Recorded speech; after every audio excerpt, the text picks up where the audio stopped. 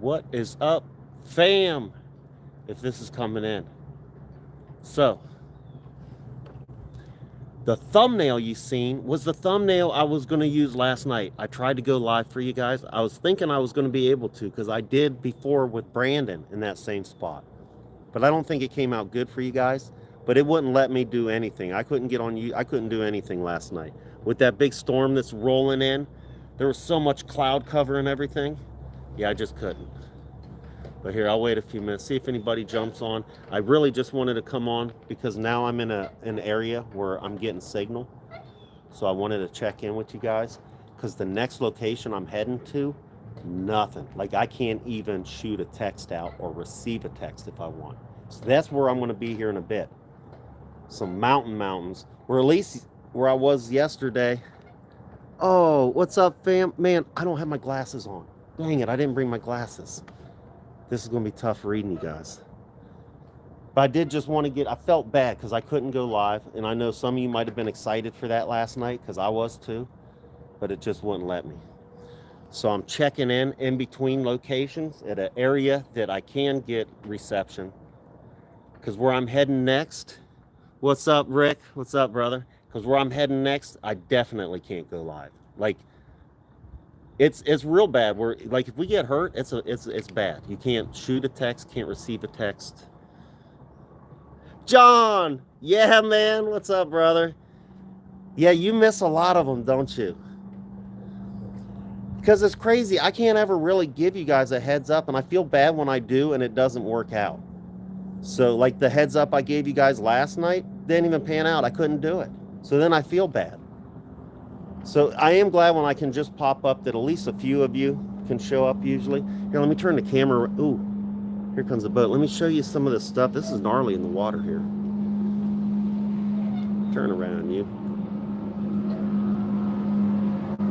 Wonder what kind of fisherman. Wonder what kind of stuff is lurking in here. When I first came up, I thought that was a snake from a distance. Norseman, hey. Oh, the clay pot heater video. I know, you know what else I sort of want to try too is like those candles. What do you make out of Crisco? They're like Crisco candles or something. It's supposed to last a long. There's like a whole, what is that thing? Oh, wow, Scott, is that a big hinge on that side? That's got a big hinge on it. A lot of bubbles coming up right there. Anyway, some cool bridges and smokestacks. This is a nice area. So right now I am in Point Pleasant. I'm going to be leaving Point Pleasant here shortly, probably when I get off with you guys and heading to the next spot. That's why I wanted to check in with you guys, because once I get there, I wouldn't be able to. And I'd feel really bad if days and days and days went by after I said I was going to go live with you guys and never did. So that's what this live is for. So I'll walk you around a little bit while we're down here. So this is the river. And so Point Pleasant, one of the things that made this a big place was 1967. And there was a couple driving down the road, and that was the first Mothman encounter of this area. Well, shortly after that, and right when that happened, it was at night, and they drove straight in and they reported it to the sheriff. So then right after that, you know, at first, you know, I don't think the cops were really taking it serious. But then not long after, a bunch of other reports started coming in. And around the same time, now UFOs. So this area in 1967 was buzzing, man. Like, I don't know what was going on here. But, I mean, it's hit the news. You talk to the locals. I got the chills thinking about it now because I'm putting myself back here in that time. Because this whole town was pretty much locked in fear. I mean, there was sometimes the school, okay, during schools, they quit letting the kids out for recess even because of all the paranormal happenings that was happening here. They thought something dangerous was out there. So kids weren't going outside for recess at the time. After dark, nobody was going after dark. So now you got Mothman sightings and the people that had encounters, like really close encounters with them, were changed afterwards. Like they became different people, like sort of mental issues, depressed, whatever it was. You know, they all started suffering from stuff, and the ones that had super close encounters, their eyes, it said their eyes were like inflamed on some of them and real red and irritated. People were starting to have weird dreams, weird thoughts, like forced thoughts on them and everything. And this was all happening like boom right now. Plus UFOs everywhere. And oh, sorry guys, I can't read your names. I left my glasses in the truck. I was just trying to really get on here to fill you guys in real quick. Is that Sylvia? I had Mothman on my roof in Glen, Illinois back in no way. I just talked to a woman who, so this is West Virginia. She said she had a Mothman experience in Pennsylvania. And so that's cool. And actually, so this is weird too. I think the actual first sighting was in southern Ohio. But Point Pleasant took the reins on it because then he made a huge appearance here. And like people from, tons of people. There's like 100 cases, witnesses that came forward pretty in a short period of time. So now the cops, you know, the sheriffs, everybody has to take this serious now because there's just too many reports to ignore it. And with the UFO sightings, so now with both of those going on, all of a sudden, guess who rolls in town? The Men in Black. So now people are seeing these Men in Black really weird. And the people that was reporting on having encounters were getting visits to their home by the Men in Black. There was a woman, I forget her name. I think I might have it in the video that I did last night. But she was down in the newspaper room. She worked for the newspaper. And they came right into her office and said to quit. Don't be reporting on what you see around here. And at the time we're in the sightings. So where we stayed last night is like where they pretty much thought his home base was at.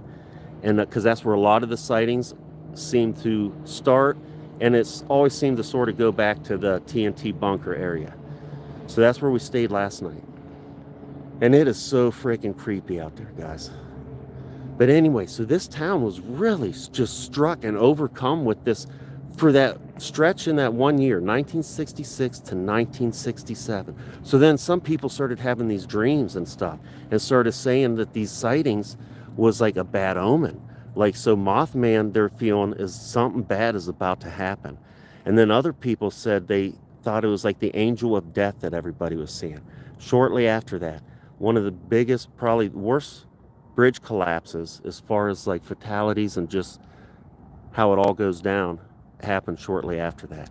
So a lot of the locals still had strong belief that Mothman was tied to the bridge coming down. If it was him giving them a warning, he made it happen. Nobody really knows that, but they tie him. He has a strong presence with that whole bridge collapsing. And I'm slowly making my way to the truck, guys, so I can get on my glasses and chat with you because it's so hard for me to read right now. I apologize that I can't shout you out or say hi because it's especially your names. Like the words you write come up a little better, but your names, like for some reason, is way harder for me. Is that Stefan? Mainly sightings in Chicagoland. Sounds like two leather comforters slapping together when it flew off. Oh, you seen a big?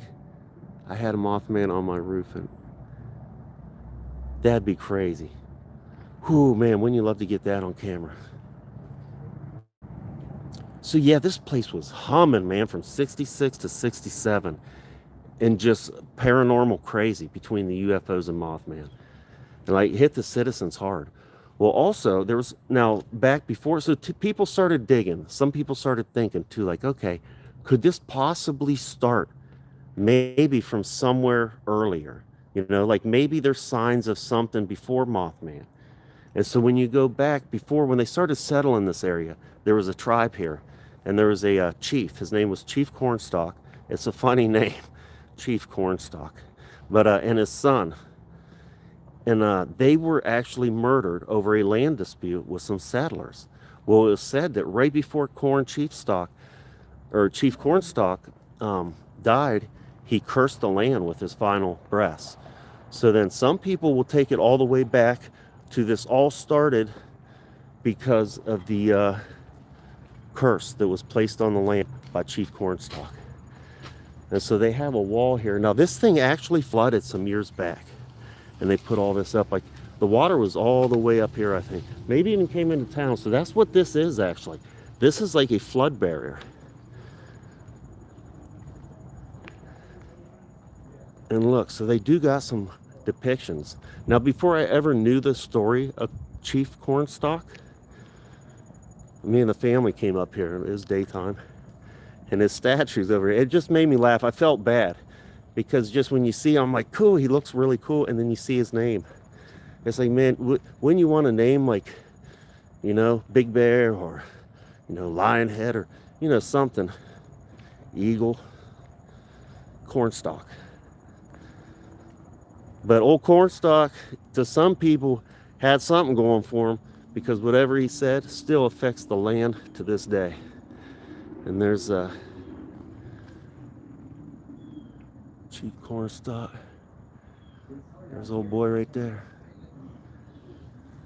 So yeah, they were battling back then over the land. And so last night I was doing Skinwalker. I was saying Skinwalker too, because I know there's a heavy Native American presence here, and that's supposed to be tied in with them.